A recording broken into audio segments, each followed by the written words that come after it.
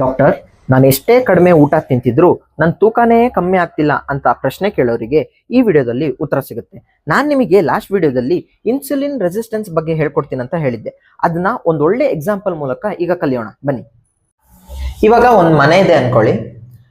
ಇವಾಗ ನಾವು ಯಾವ್ದಾರ ಮನೆ ಒಳಗೆ ಹೋಗ್ಬೇಕಂದ್ರೆ ಇಲ್ಲ ಬಾಗ್ಲು ಬಡಿತೀವಿ ಅಥವಾ ಪಕ್ಕದಲ್ಲಿರೋ ಬೆಲ್ನ ಪ್ರೆಸ್ ಮಾಡ್ತೀವಿ, ಆಗ ಡೋರ್ ಓಪನ್ ಆಗುತ್ತೆ, ನಾವು ಒಳಗೆ ಹೋಗ್ತೀವಲ್ವಾ. ಅದೇ ರೀತಿ ಇವಾಗ ನಮ್ಮ ಸೆಲ್ ಒಳಗೆ ಗ್ಲೂಕೋಸ್ ಹೋಗ್ಬೇಕಂದ್ರೆ ಮೊದಲು ಇನ್ಸುಲಿನ್ ಬಂದು ಈ ಇನ್ಸುಲಿನ್ ರಿಸೆಪ್ಟರ್ಸ್ಗೆ ಬೈಂಡ್ ಆಗ್ಬೇಕು. ಇನ್ಸುಲಿನ್ ರಿಸೆಪ್ಟರ್ಸ್ಗೆ ಬೈಂಡ್ ಆದ ನಂತರ ಈ ಗೇಟು ಓಪನ್ ಆಗುತ್ತೆ. ನಂತರ ಹೊರಗಿರೋ ಗ್ಲೂಕೋಸು ಒಳಗೆ ಹೋಗುತ್ತೆ.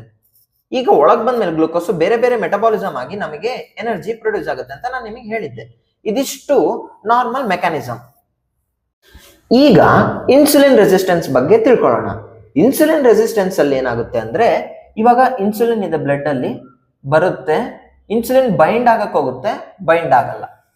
ಅವಾಗ ಏನಾಗುತ್ತೆ, ಚಾನಲ್ ಓಪನ್ ಆಗಲ್ಲ, ಅವಾಗ ಗ್ಲೂಕೋಸು ಒಳಗೆ ಹೋಗಕ್ ಆಗಲ್ಲ. ಆಗ ಏನಾಗುತ್ತೆ, ಎನರ್ಜಿ ಕೂಡ ಪ್ರೊಡ್ಯೂಸ್ ಆಗಲ್ಲ. ಗ್ಲೂಕೋಸ್ ಒಳಗೆ ಹೋಗಿಲ್ಲ ಅಂದ್ರೆ ಏನಾಗುತ್ತೆ, ಗ್ಲೂಕೋಸು ಬ್ಲಡ್ ಅಲ್ಲೇ ಉಳ್ಕೊಳುತ್ತೆ, ಜಾಸ್ತಿ ಗ್ಲೂಕೋಸು. ಅವಾಗ ಏನಾಗುತ್ತೆ, ನಿಮ್ ಬ್ಲಡ್ ಗ್ಲೂಕೋಸ್ ಲೆವೆಲ್ ಜಾಸ್ತಿ ಆಗುತ್ತೆ.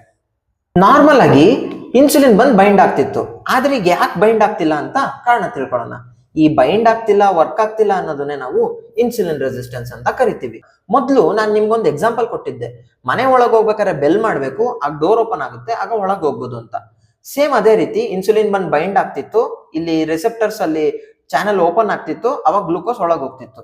ಬಟ್ ಈಗ ನೀವು ಒಂದು ಎಕ್ಸಾಂಪಲ್ ಕೊಡ್ತೀವಿ, ಮತ್ತೆ ಮತ್ತೆ ನೀವು ಈ ಬೆಲ್ನ ಜಾಸ್ತಿ ಸಲ ಪ್ರೆಸ್ ಮಾಡಿದ್ರೆ ಕೆಲವು ದಿನಗಳ ನಂತರ ಏನಾಗುತ್ತೆ, ಈ ಬೆಲ್ಲು ವರ್ಕ್ ಆಗಲ್ಲ. ಅದೇ ರೀತಿ ನಿಮ್ಮ ಇನ್ಸುಲಿನ್ ರಿಸೆಪ್ಟರ್ಸ್ಗೆ ಮತ್ತೆ ಮತ್ತೆ ಮತ್ತೆ ಓವರ್ ಸ್ಟಿಮ್ಯುಲೇಟ್ ಮಾಡ್ತಾ ಇದ್ರೆ ಇದು ಕೂಡ ಒಂದಿನ ವರ್ಕ್ ಆಗಲ್ಲ. ಅದನ್ನೇ ಇನ್ಸುಲಿನ್ ರೆಸಿಸ್ಟೆನ್ಸ್ ಅಂತ ಕರಿತೀವಿ.